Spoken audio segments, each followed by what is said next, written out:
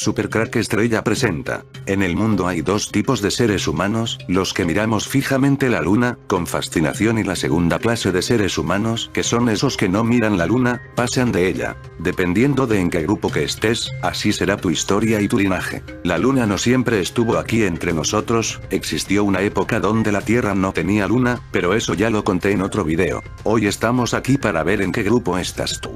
Si en los que miras la luna de forma hipnótica, o en esos que no miran la luna, dependiendo del grupo en el que estés, la historia de tus antepasados fue de una u otra manera, y de alguna manera a través de la ADN, que es la memoria de tus antepasados guardada para ti, marcará tu vida y la forma en la miras las cosas. Como dije, no siempre la luna estuvo entre nosotros, con la llegada de la luna llegaron otros seres que se mezclaron con los humanos, naciendo un nuevo tipo de humano, igual en apariencia pero distinto en su alma. Cuando la luna llegó a las proximidades de la Tierra, creó una gran destrucción en el planeta. Al principio de su llegada estábamos muy ocupados en sobrevivir, pero con el paso del tiempo, cuando las cosas se tranquilizaron en el planeta, empezamos a mirar a la luna con gran fascinación, por su belleza, porque además las noches ya no fueron tan oscuras.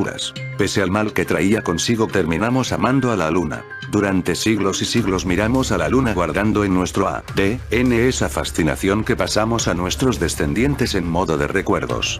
Nosotros ya nacimos con ese recuerdo de nuestros antepasados a través del ADN y miramos a la luna desde que tenemos uso de razón. Somos de alguna manera la línea de sangre que no se corrompió con la llegada de estos seres reptilianos que llegaron con la luna, llamados también por nuestros antepasados ángeles caídos. Luego están los que no miran la luna, ellos no son nada malo, eso tiene que quedar muy claro, pero en su ADN no están esos recuerdos de mirar la luna como tenemos otros que sí los tenemos. Estos son la línea de sangre que se mezcló con esos ángeles caídos. Los arcontes vigilan muy estrechamente a este tipo de seres por ser los más cercanos a ese otro mundo que llegó con la luna. Pero ellos, pese a todo, continúan siendo hijo de un mismo Dios, solo que en el pasado sus antepasados se juntaron con estos ángeles caídos. Sus antepasados no sabían que ellos se juntaban con una nueva especie, pues estos ángeles caídos tenían apariencia humana. En el ADN de estos ángeles caídos no existía esa fascinación por la luna, ellos la despreciaban pues sabían muy bien lo que era. Ellos llegaron aquí por ese medio, la luna. La vida en el interior de la luna no era bonita, así que de alguna manera pasaron esos recuerdos a sus descendientes humanos en la Tierra, y perdura a través de los tiempos gracias a nuestro ADN. Por esta razón ellos no miran a la luna.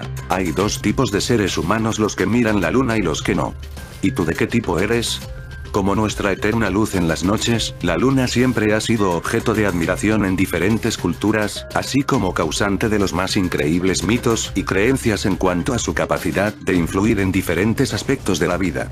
Pues bien, los mitos en torno a ella son muchos, y comúnmente están relacionados con la femineidad, la conducta y la aparición de fenómenos y criaturas sobrenaturales. Asimismo, la mayoría de estos se relacionan con su fase de luna llena, generando más misticismo y fascinación. Fertilidad. La luna llena se relaciona con la femineidad, y probablemente el origen de esta asociación se encuentre en que el tiempo de duración del ciclo lunar y el ciclo menstrual es igual, ambos duran 28 días. Según varias creencias populares, las mujeres tienen más posibilidades de embarazarse durante esta fase lunar. Comportamiento. Se cree que la luna influye en el comportamiento de las personas para que éstas cometan actos fuera de lo normal o locuras. Hechos que normalmente se relaciona con la palabra lunático. También se afirma que durante esta etapa, las personas son más propensas a cometer hechos violentos y que los pacientes con enfermedades psiquiátricas se alternan con más frecuencia. Aumento de enfermedades. Así como la luna afecta a las mareas, existe el mito de que lo mismo pasa con los líquidos del cuerpo, y por lo tanto es común que muchas personas busquen en el ciclo lunar el origen de sus males. Sin embargo, científicamente está demostrado que el porcentaje de agua existente en el cuerpo humano no sería suficiente para causar un efecto ni remotamente similar al de las mareas. Conducta animal. Los mitos sobre la luna también abarcan el reino animal. Los mismos afirman que los animales se vuelven más agresivos durante estos días. La afirmación sobre la conducta de los animales durante luna llena fue objeto de análisis de parte de los investigadores del British Medical Journal. El estudio reveló que en efecto, el número de pacientes ingresados por mordeduras de animales aumentaba durante la luna llena, aunque más allá de eso, no pudieron arrojar conclusiones sobre cómo la luna afecta a los animales. La luna y los lobos. Cuando de mitos sobre la luna se trata, no puede faltar uno de los que ha sido objeto de leyendas, películas y hasta bromas. La aparición de los lobos y el aumento de sus aullidos en las noches de luna llena. Este mito en particular viene acompañado de una leyenda. En esta se dice que una noche la luna bajó y al quedarse enredada entre las ramas de un árbol, un lobo fue su única compañía. Cuando ésta pudo volver al cielo, se llevó la sombra del lobo y desde ese entonces, en cada luna llena, él aúlla para que se la devuelva. Pero como era la luna nada más llegar a la Tierra, como se veía, pues la luna antes se encontraba más cerca de la Tierra, lo que permitió una mejor entrada de estos ángeles caídos. Hace unos 4.600 millones de años, en el momento de su formación, la luna se encontraba entre 19.000 y 30.000 kilómetros de la superficie de la Tierra, 10 veces más cerca que en la actualidad.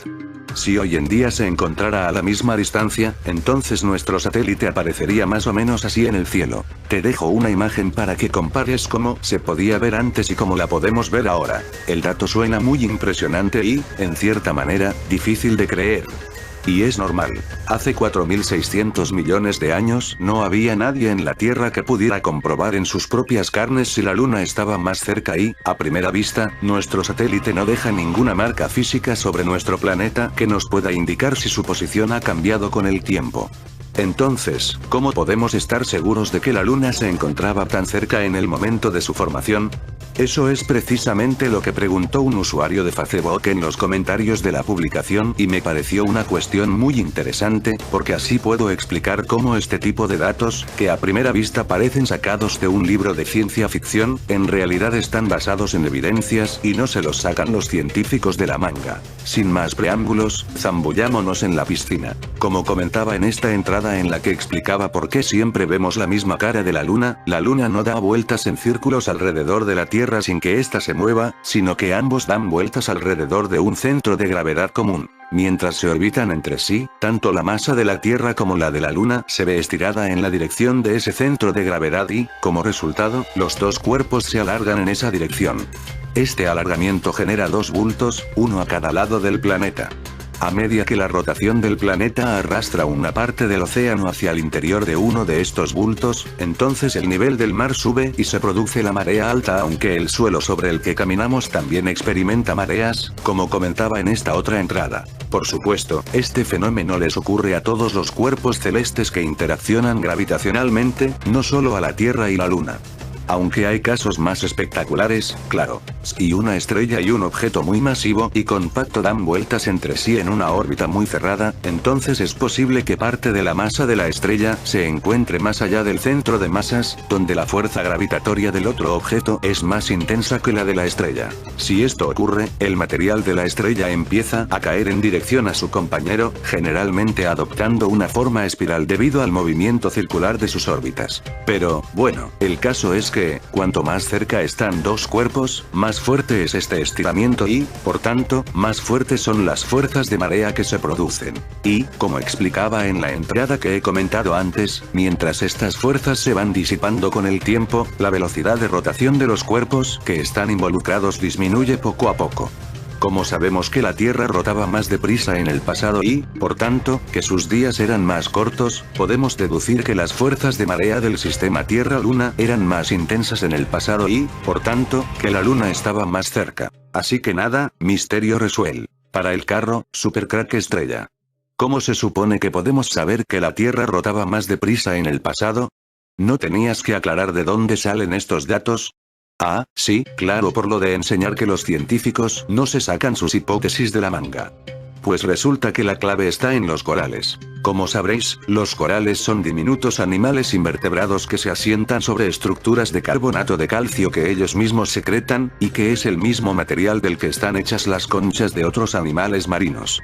Acumulándose en grandes números y amontonando sus esqueletos generación tras generación, los corales terminan formando gigantescos arrecifes que, como también sabréis, albergan una gran biodiversidad. Algo menos conocido es el hecho de que muchas especies de coral sobreviven gracias a la relación simbiótica que tienen con un alga.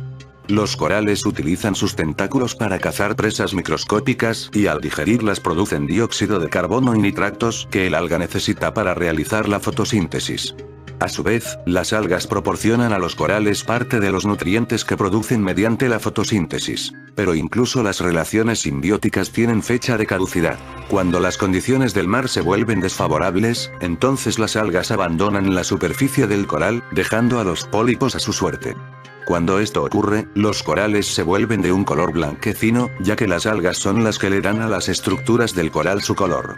El abandono de las algas da a los corales una mayor probabilidad de sobrevivir a corto plazo, pero, a la larga, si las condiciones no mejoran, los pólipos terminan muriendo. Diría que te has ido un poco por las ramas. Ay, sí, perdona, voz cursiva. El caso es que los corales crecen durante el día, cuando disponen de más energía gracias a la fotosíntesis de las algas. Es por eso que, cada día que pasa, los corales depositan una nueva capa de carbonato de calcio bajo ellos cuyo grosor depende de los nutrientes de los que dispongan. En verano hay más horas de sol y, por tanto, la fotosíntesis de las algas permite a los corales crecer más rápido, acumulando capas de carbonato de calcio más gruesas durante el día. Cuando llega el invierno, en cambio, las capas de carbonato de calcio son más finas. Por supuesto, en los dos casos, la actividad cesa casi por completo durante la noche, cuando el sol no brilla. Y aquí lo curioso. Igual que podemos conocer la edad de un árbol contando los anillos de su tronco, podemos calcular cuántos años tiene un coral contando cuántas capas ha formado durante su vida. Además, si nos fijamos en el grosor de las capas, podemos distinguir los períodos en los que coral ha crecido más o menos, lo que nos permite deducir cuántas capas fueron depositadas durante el verano y cuántas durante el invierno. Y aquí llega por fin la clave de la entrada. Sabemos que los corales aparecieron en la Tierra hace unos 500 millones de años porque, gracias a sus caparazones de carbonato de calcio, que se fosilizan fácilmente.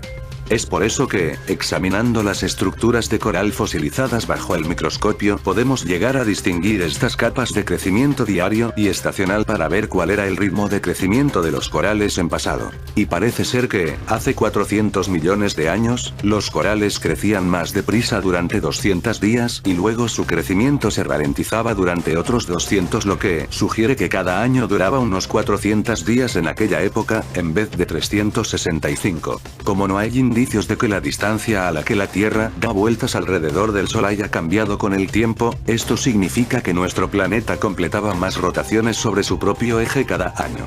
O sea, que los días eran más cortos, lo que significa que la Luna estaba más cerca, ¿vale? Pero, si los corales más viejos datan de hace 500 millones de años, ¿cómo podemos asegurar que que en épocas anteriores a 500 millones de años la Luna estuviera más cerca? Exacto.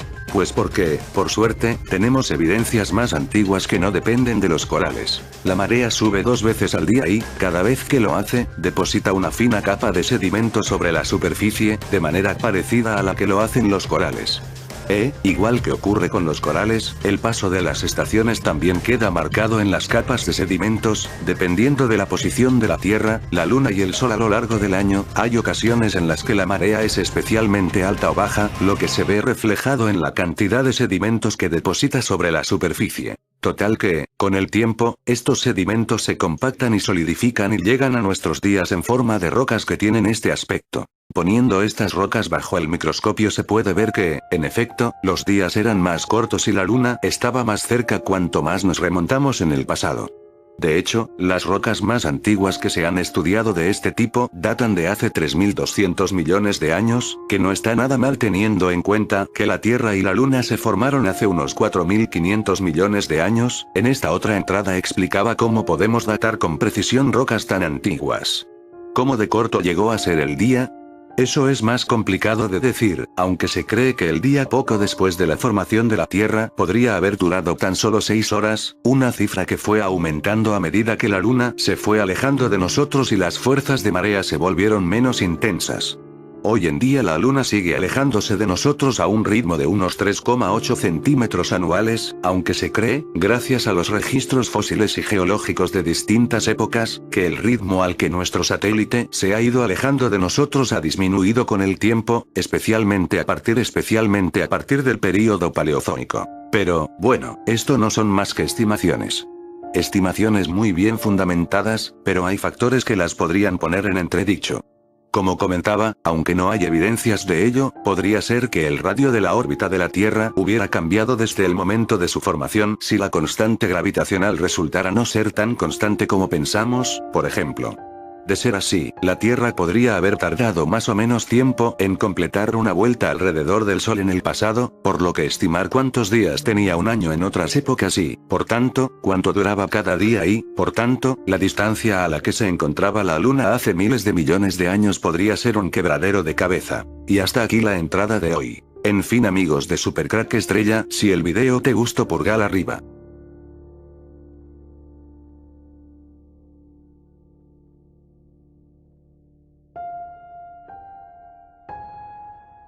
Supercrack Estrella presenta. Mucho habréis visto la película La Purga, esa peli donde hay un día al año, donde todo está permitido durante 12 horas, matar, violar y todo lo peor que puedas imaginar. Pero existe algo así entre la élite, una especie de cacería humana.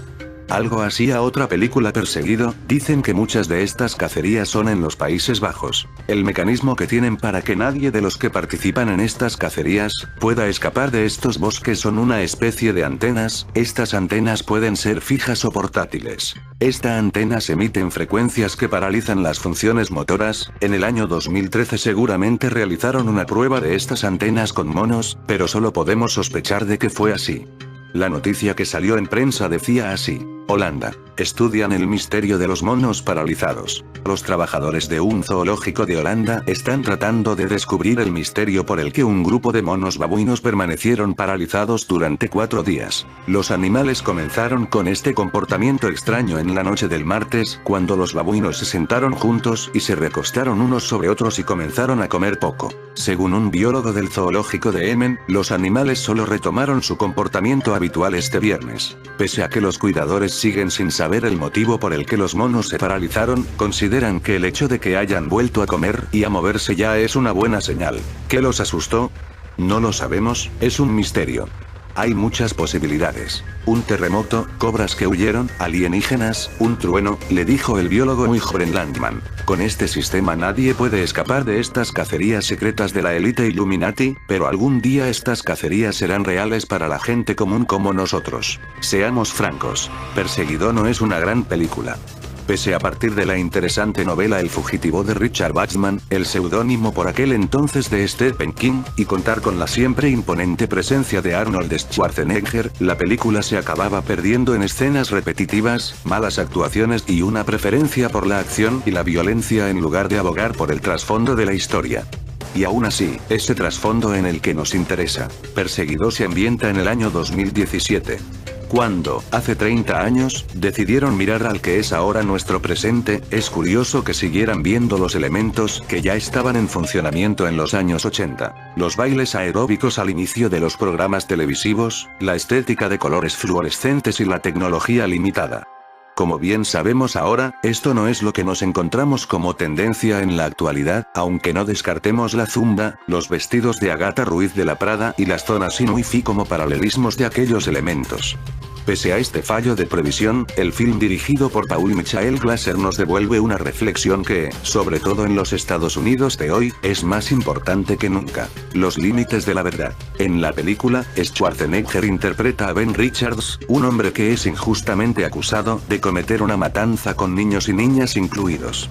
Tras escapar de prisión y ser capturado de nuevo, el creador del programa más exitoso del momento le propone algo: que se convierta en el nuevo concursante del mismo, en una carrera contra la muerte que consta de perseguidores y perseguidos.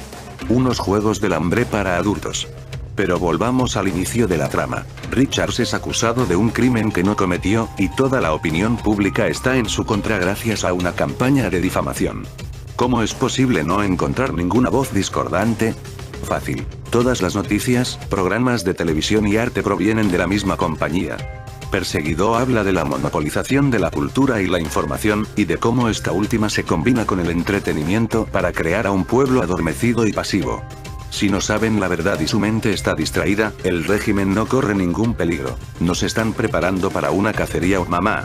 El eslogan de Trump para 2020 es el mismo de la película de terror de Purge. Election Year. El presidente electo de los Estados Unidos, Donald Trump, aún ni ha comenzado su cuatrienio y ya está pensando en su campaña de reelección para 2020. Hasta tiene su eslogan. Keep America Great, mantén a Estados Unidos grande, nada menos que el mismo lema que se utilizó para la tercera parte de la serie de terror y masas homicidas, de Purge. En una entrevista telefónica con The Washington Post, el presidente entrante discutió sobre el origen de su ahora omnipresente eslogan para su pasada campaña electoral, Make America Great Again, haz a Estados Unidos grande otra vez. En medio de la conversación, Trump reveló, sin ser preguntado, que ya tenía el eslogan para su próxima campaña en 2020. Keep America Great, y acto seguido se le escuchó llamar a un abogado. ¿Podrías registrar la marca? Si te gusta, creo que a mí me gusta, ¿no? Haz esto. Mantén a Estados Unidos grande, con marcas de exclamación, le exigió a su abogado. Con o sin exclamación. Sin embargo, este lema lo hemos escuchado antes en The Purge. Election Year, que se estrenó en el pasado verano y centraba su historia en una América futura y distópica, la que anualmente permite 12 horas en donde todo tipo de crímenes son legales. El director y escritor de la franquicia, James de Mónaco, le dijo a Entertainment Weekly que la película había estado influenciada por el caos de las elecciones en 2016. Pequeñas cosas exteriores llegan a ti cuando estás escribiendo o estás en el plató, vas tomando del éter de lo que ves en la prensa, explicó de Mónaco. Creo que hay mucha representación en la película de lo que hay en el juego ahora mismo, desde Donald Trump a Hillary Clinton a Bernie Sanders hasta John Kasich. Y me ha gustado jugar con ello y ver que es representativo de los actuales candidatos en el mundo real, sin yo decir quién es quién. En resumen, el eslogan es claramente una continuación del primero que se ha utilizado públicamente desde 2015, y que fue registrado en 2012. Además, es un perfecto ejemplo de un caso de imitación al arte, o el arte imitando a la realidad, sin saberse cuál es peor. Ya para cerrar este video de Supercrack Estrella, lo haremos con esas extrañas antenas que están apareciendo en muchas partes del mundo, ya hablé de ellas en otro video, nadie parece tener claro que para qué son, quizás con lo puesto al principio de este video sobre cacerías a manas, tengamos una pista. Extrañas antenas aparecen en Rosario. Durante los últimos meses del año pasado han aparecido dos antenas de origen desconocido, y a pocas cuadras de distancia, una sobre calle Garibaldi al 1100, esquina Sarmiento, y la otra, sobre pasaje Quintana y Mitre, del barrio Mateu situado en la zona sur de Rosario. Aunque se ha informado de otra que se encontraría en avenida Circunvalación. Fueron instaladas sobre las veredas, frente a los domicilios particulares de los vecinos. Asimismo, resulta curioso que las antenas están camufladas, pretendiendo aparentar un simple poste de alumbrado público y no presentan identificación de ninguna empresa, quien se hace cargo de todo esto. Esto fue realizado sin la previa consulta a los habitantes del lugar y sin proporcionarles información sobre las antenas. Algunos vecinos quienes pudieron presenciar la instalación de estos artefactos, sorprendidos por esta intromisión, les preguntaron a los operarios sobre su origen, a lo que ellos respondieron que se trataba de antenas para acelerar la velocidad de la transmisión de Internet. Sin embargo, cuando otros vecinos también preocupados quisieron saber sobre qué era lo que se estaba instalando frente a sus casas, nerviosos, los operarios les manifestaron que eran antenas para teléfonos celulares de una empresa procedente de Córdoba, con las intenciones de tranquilizarlos. Con todo lo que esto implica y ante la invasión que sufrieron los vecinos, con la actual desprotección, ya que parece que, violentando su voluntad, cualquier empresa o particular puede instalar un objeto de índole desconocida, dejándolos sin la posibilidad de evaluar efectos riesgosos sobre la salud, que en el caso de tratarse de antenas para celulares, ya estaría comprobado. La gravedad de este caso es de tal magnitud que los vecinos no saben a quién acudir, si se les dará pronta respuesta a su reclamo o quedará traspapelado en la burocracia, viéndose en la situación de tener que aceptar la realidad con que se encuentran.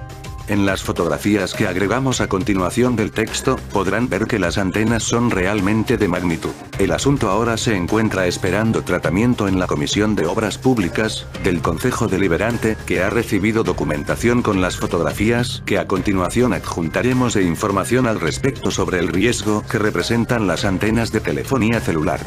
No obstante, pedimos que si observan alguna otra antena de este tipo o de características inusuales, o descubren que alguien se muestra con intenciones de instalar alguna, se informen y lleven adelante las medidas más oportunas para defender su salud, y pueden comunicarse con el foro de vecinos autoconvocados, que actualmente está reclamando el caso de las 2 antenas descritas anteriormente. No podemos aceptar que deleguen nuestro derecho a saber con qué clase de artefactos estamos conviviendo, si implican un daño para nuestra salud y la del entero ambiente, si fueron avalados por alguna clase de estudios responsable acerca de la inocuidad de la actividad de esos aparatos, quiénes fueron los funcionarios que autorizaron la realización de esta obra a espaldas de los vecinos. Buscando en Google torres de telefonía celular camufladas, se puede comprobar que esta es una nueva modalidad que las empresas están usando en distintas partes del mundo, como España, Chile, y otras ciudades de Argentina como San Miguel, Castelar, donde había antenas que simulaban ser tanques de agua, etc. Hay varios modelos disponibles, hasta las que simulan ser árboles, carteles, simples postecitos, etc. En ocasiones, estas antenas además de estar camufladas son efectivamente ilegales y clandestinas.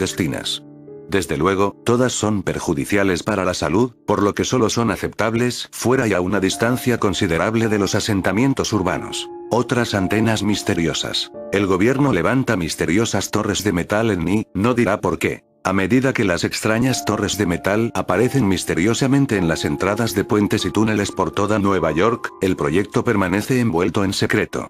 Cuando se presionó para obtener detalles sobre las estructuras misteriosas de Dave Cartel, el portavoz de la agencia de noticias local CBS2, el portavoz del AMTA a cargo de los puentes y túneles, Cedric Fulton, simplemente respondió: "No dije ningún comentario. El gobierno levanta misteriosas torres de metal en Ni, no dirá por qué. La impresión que tengo es que algo grande se viene, y estas torres pueden tener como misión lo ya expuesto al principio del video, una forma de control sobre las masas". En fin, amigos de Supercrack Estrella, si el video te gustó, pulgar arriba.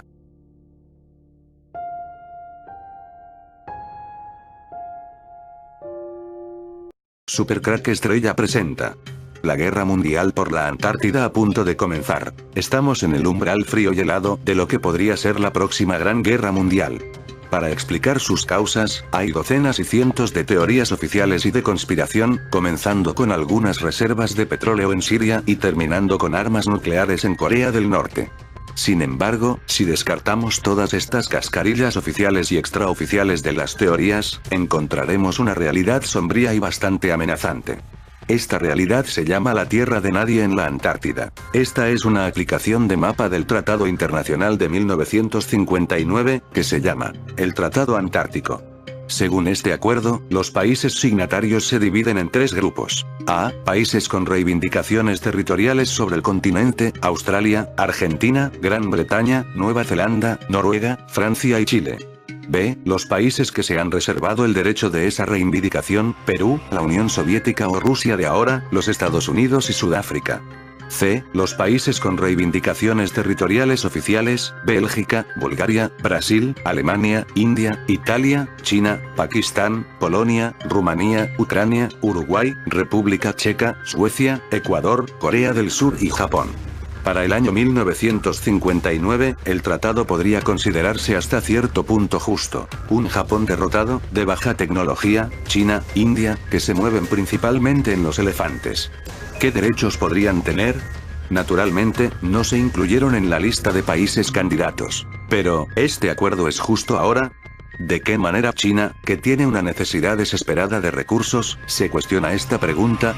¿Cómo ven la partición del continente los que poseen armas nucleares, como son India y Pakistán?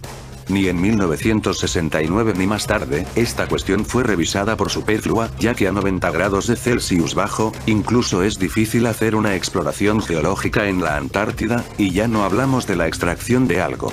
Pero con la llegada del nuevo siglo, la situación en el Polo Sur ha cambiado mucho. Los periódicos no escriben sobre esto directamente, pero indirectamente a veces se refieren al hecho de que diferentes altos cargos van constantemente allí. ¿Por qué? ¿Están buscando nuevos territorios? ¿Calculan la extracción de diamantes? A veces incluso hay información bastante franca. Por ejemplo, en Newsweek para el año 2017.